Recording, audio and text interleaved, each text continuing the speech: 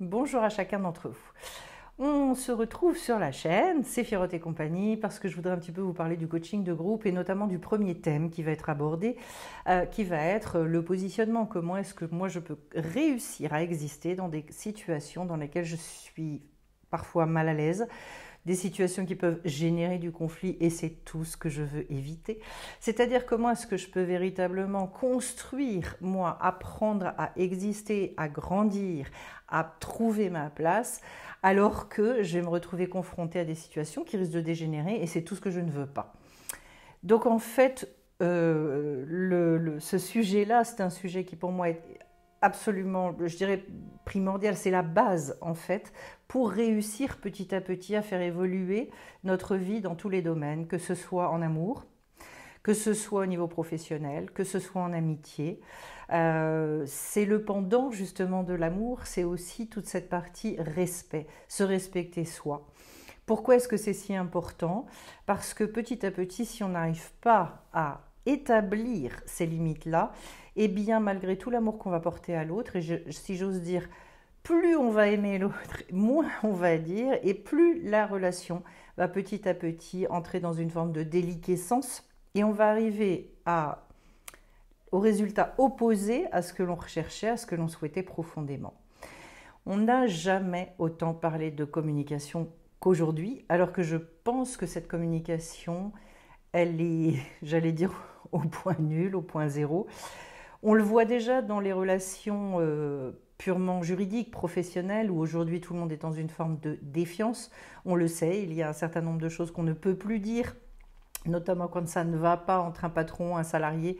Eh bien, pour tout un tas de raisons juridiques, on est amené à avoir des langues de bois de part et d'autre. Et donc, on arrive à des situations qui sont inextricables, puisque de toute façon, plus personne ne dit sa vérité.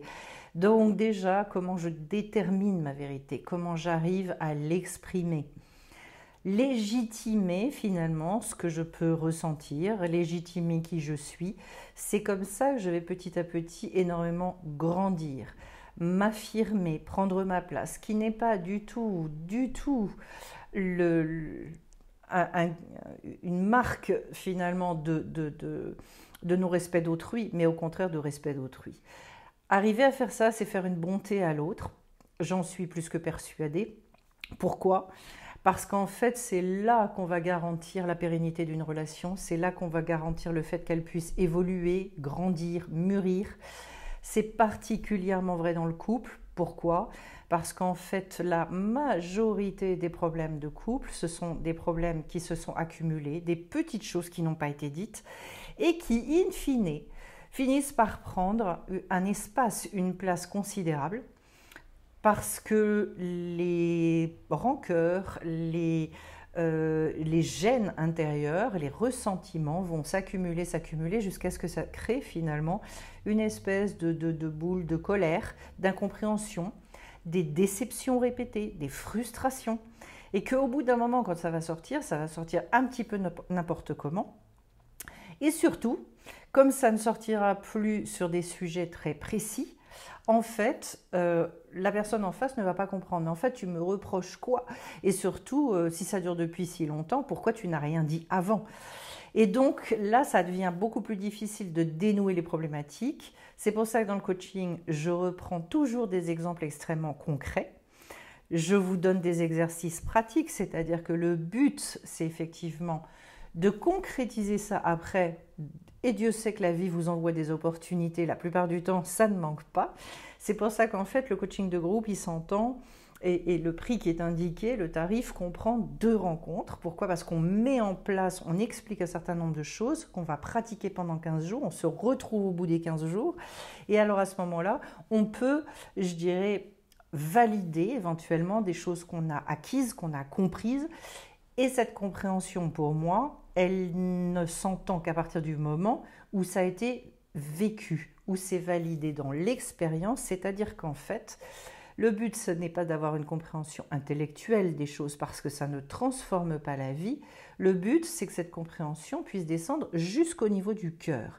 Quand le cœur est impacté, quand l'expérience a eu lieu, alors à ce moment-là, il y a une prise de conscience extrêmement intime. C'est là qu'on va avoir, je dirais, la preuve par A plus B que le conseil en question, le changement de comportement, il a vraiment une influence sur les personnes à l'extérieur. Et donc on retrouve petit à petit son pouvoir intérieur et on se dit cette fois-ci, donc en fait je ne suis plus obligée de subir ce qui se passe à l'extérieur, mais cette fois-ci je vais bien pouvoir retrouver un pouvoir créateur. Et plus que de se sentir légitime, de retrouver l'estime de soi, etc., on expérimente le fait qu'en fait on vient pour exister. Donc ça n'est pas, comme je le dis souvent, un droit, mais en fait c'est un devoir. Et que notre posture à ce moment-là change totalement. Pourquoi? Parce qu'on ne va plus raisonner en termes de légitimité, on va raisonner en termes de responsabilité. Si je suis responsable, si je suis une personne adulte, mature, alors mon rôle, c'est de montrer ma justesse, c'est de montrer mes limites et que l'autre après puisse se positionner en conscience, tout ça on en parlera. Ça après ça ne nous appartient plus. Donc il y a un process, il y a des choses extrêmement performantes pour justement parvenir à ça. Ne plus anticiper les problèmes relationnels, en avoir peur. Non, partir avec une espèce d'assurance intérieure qui n'est pas du tout une forme d'orgueil ou une forme de « je vais imposer les choses aux autres ». Au contraire, tout ça se fait dans une énorme décontraction. C'est une prise de distance extrêmement salutaire et saine avec les personnes à l'extérieur qui finalement fait grandir tout le monde.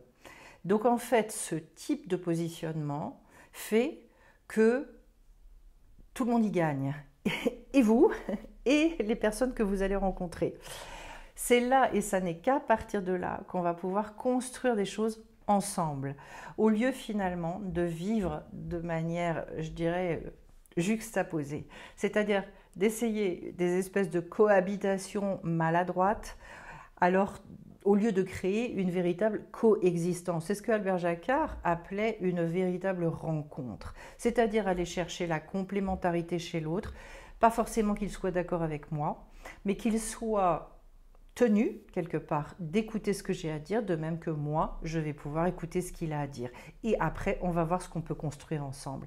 Voilà, normalement, logiquement, si chaque être humain avait ce type de posture extrêmement mature, le monde, je dirais, n'aurait forcément pas le même visage, il s'en trouverait forcément totalement transformé.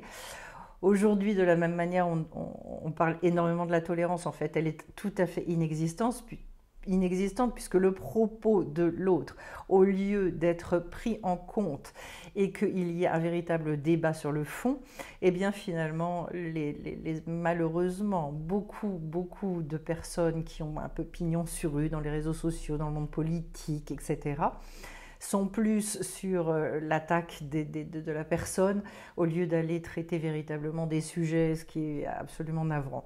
En tout cas, ce que je veux dire par rapport à ce thème-là, c'est que ce sont des boosters de maturité absolument incroyables qui font qu'après, il y a des questions qu'on se posait et qu'on ne se pose plus. Il y a un certain nombre de problématiques qui disparaissent. Et d'ailleurs, ce qui est très intéressant, c'est quand on fonctionne comme ça, parce que la vie nous envoie les événements qu'on a à vivre pour grandir, eh bien vous verrez que les propositions qui vous sont faites par la vie évoluent énormément et que vous avez certaines situations qui ne se représentent pas parce que vous n'avez plus besoin de travailler là-dessus. Ou alors si elles se représentent, de toute façon vous saurez les gérer avec une grande facilité et ne pas être remis en question. Ça a également un autre impact qui est extrêmement salutaire, c'est le fait de libérer un espace extraordinaire dans la tête, arrêter de se poser des questions et de mijoter dans une forme de doute et de remise en cause permanente, remise en cause qui n'est pas salutaire puisqu'en fait c'est pas une remise en cause saine sur tiens dans telle situation peut-être j'aurais pu agir autrement, non, c'est une remise en cause je dirais presque globale de notre être avec une désécurisation intérieure et peut-être que c'est pas comme ça que j'aurais dû penser ou que j'aurais dû faire ou que ceci ou que cela. Et ça a tendance à remettre en question les choses à des hauteurs qui sont, comment dirais-je, anormales. Et ça a tendance aussi à retirer ce qu'on appelle le yesod dans l'arbre des séphirotes, c'est-à-dire en fait je ne me sens plus du tout stable à l'intérieur. Une saine remise en question va faire que on va se reposer des questions sans remettre en cause l'intégralité de notre être. Alors que quand on le vit mal, on a l'impression qu'en fait tout est acheté, tout est à recommencer, il faut recommencer à zéro. C'est extrêmement difficile tout ça. Donc cette posture-là génère une grande réconciliation avec nous-mêmes, valide certains de nos comportements et par ricochet nous font découvrir des choses incroyables. Je peux en témoigner, je l'ai encore vécu ce matin en consultation avec une personne qui très clairement m'a dit en fait j'ai changé de monde. C'est-à-dire j'ai réussi à vivre un événement spécifique, mais plus du tout de la même manière. Et en fait, et c'est là où c'est extraordinaire, c'est que la réaction de la personne en face, qui depuis des décennies était systématiquement comme ça, cette réaction-là a pu s'effondrer et j'ai assisté à quelque chose que je n'avais jamais vécu avec cette personne. Autrement dit, quand je parle de pouvoir créateur, c'était Gandhi qui disait « Soyez le changement que vous voulez voir ». Ce sont des paroles qui ne sont pas que de la philosophie. C'est-à-dire qu'à partir du moment où, dans l'énergie, mais au-delà de l'énergie, il y a un changement extrêmement fort chez vous, forcément la personne en face, elle va devoir bouger. Alors, est-ce que c'est toujours exactement comme on le voudrait? Non. Mais de toute façon, il y aura une évolution, de toute façon, il va y avoir une espèce de réadaptation. Voilà, vous pouvez penser aux plaques tectoniques, s'il y en a une qui bouge, celle d'en face, forcément, elle est bousculée. Donc, forcément, ça bouge aussi.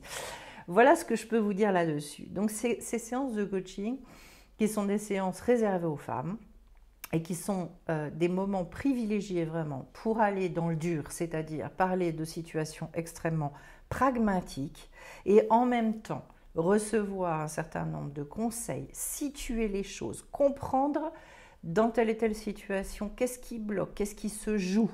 Parce qu'il n'y a rien de plus difficile que, je dirais, d'être ballotté par des événements, de ne pas savoir véritablement ce qu'on fait là-dedans, dans cette histoire-là, et surtout, de ne pas savoir du coup quelle réponse j'ai à apporter par rapport à ça. Le fait de repositionner, le fait de clarifier et de pouvoir tenter, mettre en place des comportements nouveaux, eh bien en fait c'est ça qui petit à petit transforme notre vie, c'est pour ça que c'est bien du coaching, et que les résultats qui sont obtenus sont des résultats qui paraissent souvent à la personne extrêmement spectaculaires. Alors que, si j'ose dire, c'est normal, entre guillemets. Pourquoi normal? Mais parce que, de toute façon, même cause, enfin, mêmes effets. C'est-à-dire, si moi je ne change pas, je vais continuer à vivre les mêmes choses. Si je change, forcément, ça va changer à l'extérieur. Donc ça, c'est quelque chose que je peux vous signer, parce que c'est une loi de la vie. Donc je ne prends pas grand risque en vous disant ça. Et d'autre part, parce que vous allez voir que petit à petit, il y a une sorte d'allègement extraordinaire à l'intérieur. Et que vous allez gagner, alors là, je vous fais gagner un temps absolument considérable en stress intérieur, en questionnement, en re-questionnement, en revisite de ce que vous avez pu vivre, etc. Ce sont des dizaines, parfois des centaines d'heures qui sautent et qu'on peut reconsacrer à tout à fait autre chose. C'est d'ailleurs comme ça que petit à petit, en nettoyant tous ces questionnements-là, eh bien finalement, les nuits sont souvent bien meilleures. Je dors mieux, oui, ça va mieux. J'entends beaucoup ça, ou j'ai moins mal au ventre, ou j'avais beaucoup de maux de tête, eh bien ça s'allège. J'ai certaines personnes qui peuvent me témoigner d'un seul coup et me dire mais oui, mais en fait je me rends compte, ah bah oui, j'ai plus mal à la tête. Voilà, c'est très très symptomatique, maux de ventre, maux de tête, difficultés de digestion, etc. Souvent, c'est très très lié à un mental qui est surchargé, au fait de ressasser énormément. Voilà, pas toujours, mais il y a un très très gros lien entre les deux. Donc, eh bien écoutez, si ça vous intéresse, je vais mettre le lien sous la vidéo qui vous amènera directement sur ces groupes de coaching. Vous pourrez réserver votre place et vous recevrez un lien pour participer. Donc n'hésitez pas à prendre des renseignements complémentaires si vous en avez besoin, à me contacter. Au plaisir en tout cas de vous rencontrer et au plaisir de partager ces moments de joie et de libération tous ensemble, toutes ensemble spécifiquement. À très très vite sur la chaîne, je vous embrasse tous.